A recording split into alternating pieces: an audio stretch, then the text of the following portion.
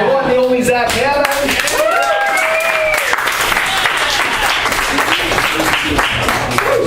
Thank you. A while back, I got a new car, and to get the new car, I had to trade in my old car, which I had not paid like any money on at all.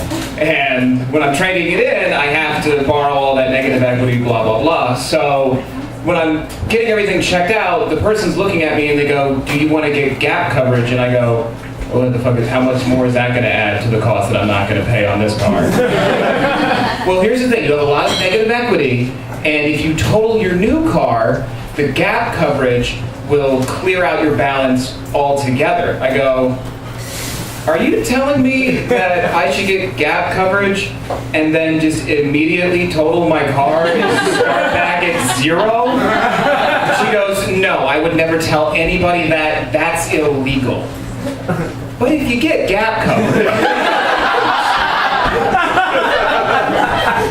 So I got gap coverage and a live grenade. And I'm just waiting for somebody to sideswipe me and go, it's just a scratch. The fuck it is. That shit's total.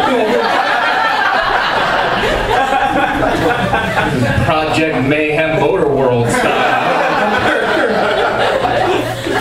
I'm very into doing illegal things. I don't know why. I just enjoy doing them. And sometimes I kind of just fall into them. A while back, I impersonated a lawyer and got away with it. And I didn't realize how illegal that was until one of my friends is like, do you know how illegal that is? I'm like, no. So I Googled, like, how illegal is it to impersonate a lawyer? And Google's like, that's super fucking illegal. Here's what happened. One of my good friends got a DUI and he didn't feel like paying for a lawyer. She's like, hey, do you want to represent me? I'm like, yeah, I got nothing better to do today. I can do that. I'm not a lawyer. So I go and I get a really nice suit from the Salvation Army and I represent him in court. Now, keep in mind, at this time, I had a really bushy beard and long hair and this suit was like way too big for me. So I look like a porn producer who got kicked out of the Talking Heads.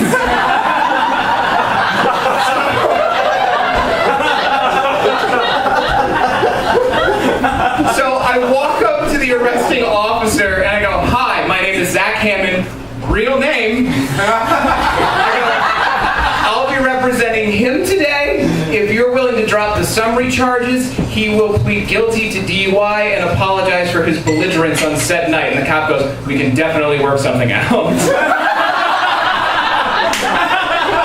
So then we go in front of the judge. I introduce myself, real name again.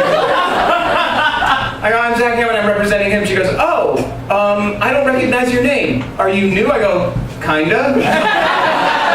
She goes, well, great. Give us your information and maybe we can find you some work in the area. I go, that'd be fucking awesome. I was working at the Dollar Tree at the time. I could totally be a fucking attorney right now. That's a huge pay upgrade.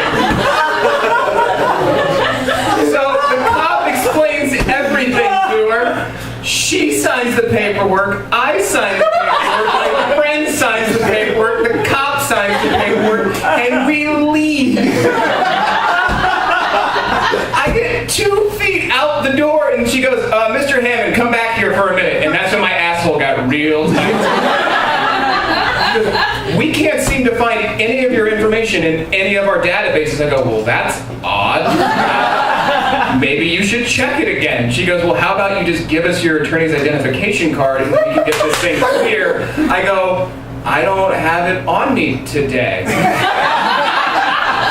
Send my other suit. She goes, what kind of an attorney doesn't have his identification card on him? I go, hey, listen. I'm not really an attorney. I'm just helping out my friend today. Don't fuck this up. That's when she goes out loud, what do you mean you're not an attorney? I go, that's the shit I'm talking about. That's when a real lawyer looks at me and he goes, what makes you think you can come in here and just pretend to be a lawyer? The fact that I did it?